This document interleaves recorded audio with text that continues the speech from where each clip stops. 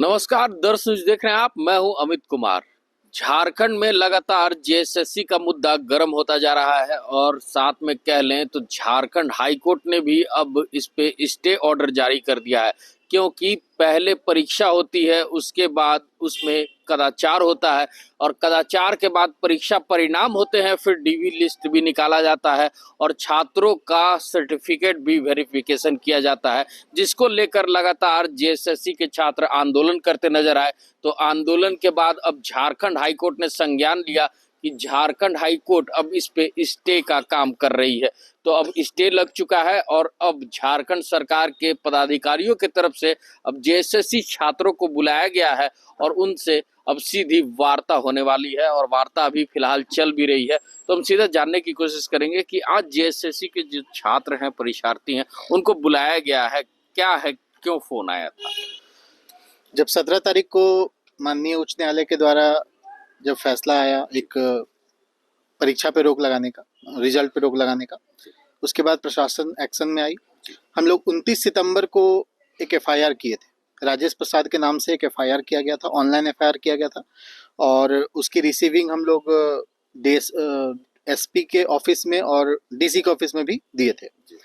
तो तब से तो कोई कार्रवाई नहीं हुई थी, मगर हाईकोर्ट की फटकार के बाद प्रशासन एक्शन में आई और जो याचिका करता है, जो एफआईआर करता है, उनके पास कॉल आया था, डीएसपी हेडक्वार्टर से कॉल आया था रांची से कि आप लोगों के पास जो भी एविडेंस है, आप लोग उसका ओरिजिनल एविडेंस लेकर के हमारे पास आइए ताकि हम जांच की प्रक्रिया को आगे बढ़ा पाए।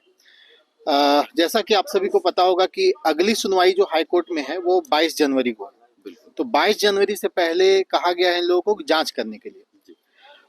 झारखंड सरकार ने एक कानून बनाया है, पेपर लीक अधिनियम। पेपर लीक अधिनियम के तहत अगर कोई शिकायत करता है पुलिस में, तो उसकी जांच होनी चाहिए। मगर हाईकोर्ट के निर्णय से पहले इस तरह की कोई चीजें नहीं हुई और जब हाईकोर्ट ने फटकार लगाई, जब हाईकोर्ट ने परीक्षा के रिजल्ट पर रोक लगाया, उसके बाद ये लोग एक्शन में आए हैं और आज उसके लिए ही जो सबूत देने वाले लोग हैं, जो एफआईआर करता है, उनको बुलाया गया है। पिछले 3 घंटे से पूछताछ चल रही है और अब आगे जांच होगा और जांच के बाद सभी को पता चल जाएगा कि क्या सच्चाई है। तो जैसा कि प्रमाण की बात कर रहे थे, तो प्रमाण जेएसएससी कार्यालय में आप लोगों ने पदाधिकारियों को भी दिया था, लेकिन उसके बावजूद सरकार मानने को तैयार नहीं थी, जेएसएससी प्रशासन मानने को तैयार नहीं थी।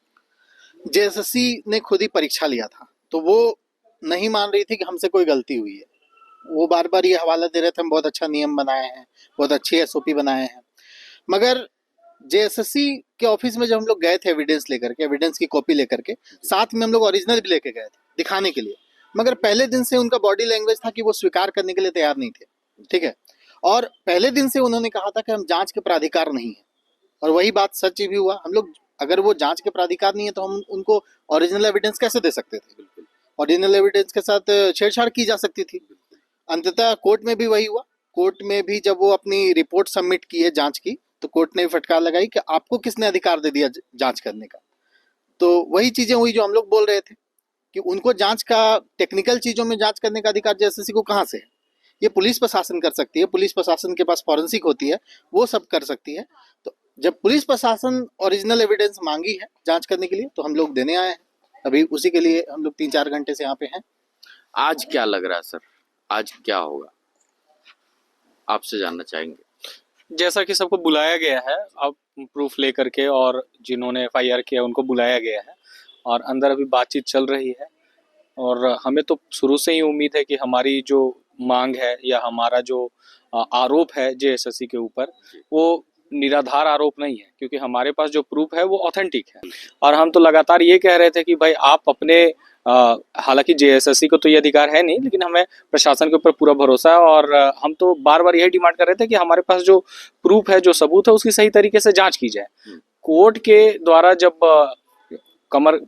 जब बोला गया, तो अब सब चीज सही तरीके से चल रही है, जांच वगैरह हो रहा है। हमें पूरा उम्मीद है कि जो फैसला आएगा वो हमारे पक्ष में आएगा। हमें तो झारखंड सरकार के बनाए गए संगठन और जो अधिकारी हैं उन पे अब भरोसा है कि एसआईटी जांच करे या फिर सीआईडी जांच की बात कर रहे हैं, तो भरोसा है झारखंड सरकार की जांच? देखिए, हम तो भरोसा रखते हैं। हम लोगों ने तो अपना प्रूफ दिया है और हमें पूरा भरोसा है, पूरी भरोसा है सब कुछ सही तरीके से अगर जांच होगा, और बिल्कुल प्रशासन पे हमें पूरा भरोसा है। क्योंकि मामला न्यायालय में है ना, मामला न्यायालय में और न्यायालय के संज्ञान में है। इसलिए हम लोग को भरोसा है कि प्रशासन कोऑपरेट करेगी। और सबूतों में ऐसे ऐसे सबूत हैं, टेलीग्राम के साक्ष्य हैं, एग्जाम होने से पहले आंसर टेलीग्राम में आ गए हैं, व्हाट्सएप में आ गए हैं, इसको कोई नकार नहीं सकता। और हम लोग प्रॉपर सारे एविडेंस की वीडियो रिकॉर्डिंग भी करके रखे हुए हैं, ठीक है। और सारी रिकॉर्ड्स हम लोग कोर्ट में भी दिए हैं, कोर्ट में भी उसकी पूरी कॉपी दी गई है। तो चूंकि मामला न्यायालय के संज्ञान में है, इसलिए हमें पूरा भरोसा है कि प्रशासन जो है वो कोऑपरेट करेगी, प्रशासन छात्रों के साथ न्याय करेगी। और अगर इसमें पेपर लीक हुआ है, जो कि हुआ ही है, सत्य यही है, तो इस पे कार्रवाई होगी, जो लोग दोषी हैं उस पर भी कार्रवाई होगी, और अंततः यही होगा कि परीक्षा रद्द होगी। चलिए, तो देखा आपने कि जो छात्र हैं वो लगातार अभी मैराथन बैठक चल रही है पुलिस पदाधिकारियों के साथ, डीएसपी हेडक्वार्टर्स के साथ। तो ऐसे में अब देखना होगा कि हाई कोर्ट के इस निर्णय के बाद झारखंड प्रशासन एक्शन में आई है, और एक्शन के बाद क्या कुछ रिएक्शन हो पाता है, क्या कुछ निकल के सामने आ पाता है, ये देखने वाली बात होगी। तब तक के लिए हमें थोड़ा इंतजार करना होगा। तब तक के लिए बने रहे हमारे साथ। दर्श न्यूज, अमित कुमार, रांची।